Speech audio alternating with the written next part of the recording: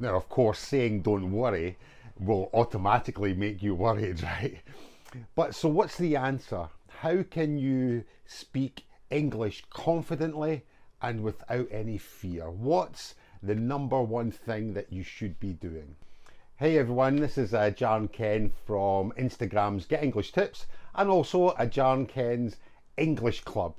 There are 1,000,001 different ways or different things and resources you can use to learn to speak English, but not many show you how to learn English, which is just as important.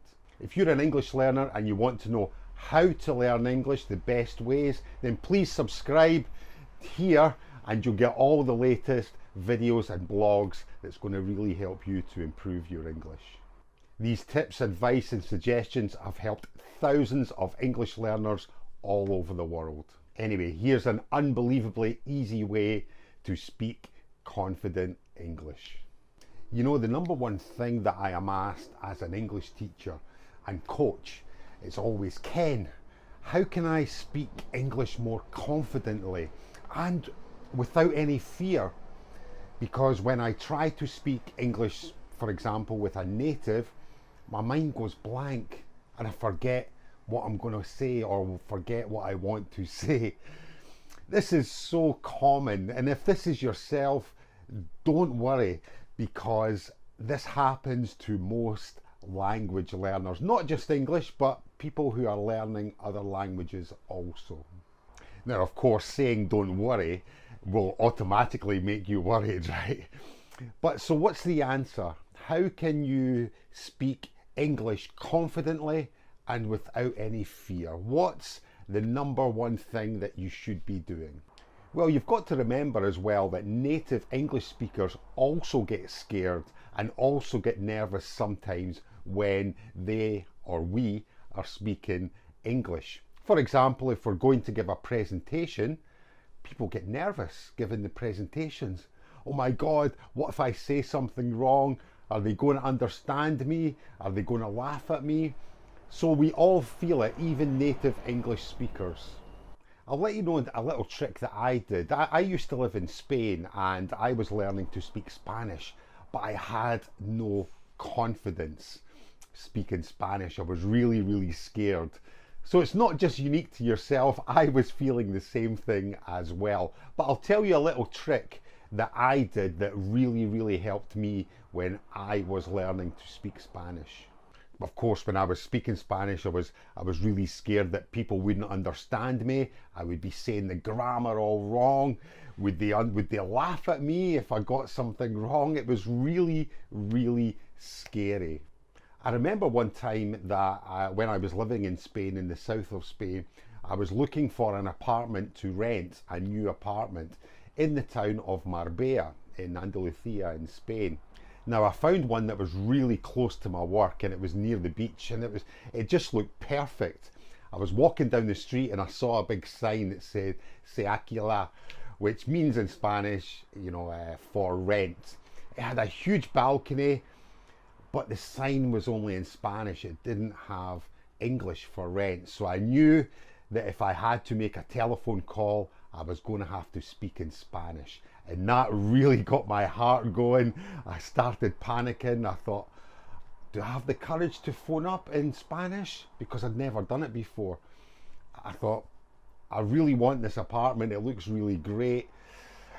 I'm going to have to bite the bullet and take the bull by the horns and just do it. But I knew that I'd never spoken Spanish before on the phone. So I was, what am I going to do? So I went to the local cafe and just to ponder over my next move. So I ordered a cup of coffee and some lunch. And I thought, what am I going to do? And then I decided, right, what am I going to say? If I had to phone up, what would I say? I knew the basics in Spanish. I knew simple sentences. I knew vocabulary. My grammar was okay.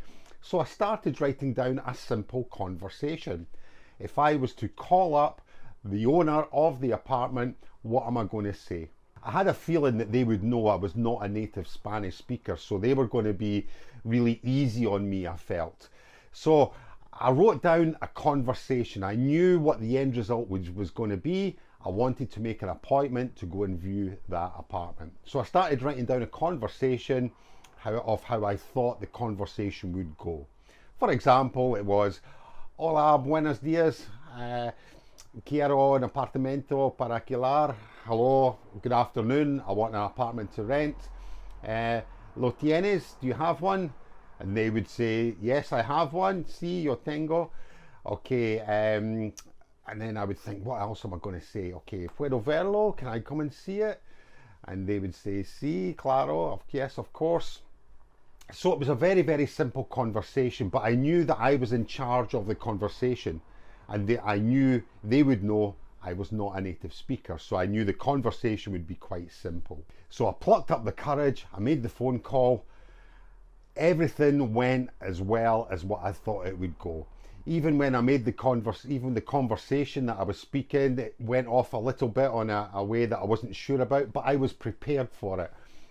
And at the end, I made the appointment and I went to see the apartment. When I put the phone down, the relief I felt of having this achievement, it was fantastic. I felt I'd really achieved something by picking up the phone, speaking Spanish, and making the appointment to go and see this apartment. Now, this really gave me the enthusiasm and the courage to take my Spanish just a little bit further. I started thinking, what other situations am I going to speak Spanish? When I go to the town hall to talk about my residencia, for example, so I would start writing conversations about what I would say, how they would reply, etc. As a knock-on effect, I started to get more confident. I felt better with my Spanish. I started picking up words. I started learning the grammar and real expressions that were used in everyday Spanish, real Spanish. It really, really helped me. So the easy way, the unbelievably easy way, is to think, when are you going to use English? What situations? Take it one step at a time. When are you going to use English? And then write down the conversation that you are going to have in that situation. If you're not going to use English, make a point of speaking English. Think, okay, when can I use English on the phone or the computer? When am I going to use it? And write a conversation. And then practice it. Practice makes perfect. It's a never overused statement. It is so true 100% of the time. Practice really does make perfect. And remember, when you're writing down the conversations, this puts you in control because you're making the first move. You are in control of the conversation, and that in itself should give you enough courage. So my tip for you really is to think when you're going to use English, and then write down conversations that you will use in that situation, and then practice them. Have the two-way conversation. What are you going to say? What are they going to say? What else might they say? And take the conversation on a different level. And if you keep doing this, soon you'll find it's an unbelievably easy way to speak confident English. Hey guys, if you've enjoyed that, please subscribe to my website and channel, and you'll get all the latest English lessons and tips and advice. It's really going to help you to speak confident and fearless English. I've helped thousands of students, and all these tips and advice is going to help you too. Please remember that you can also join my English club. I'm here waiting for you.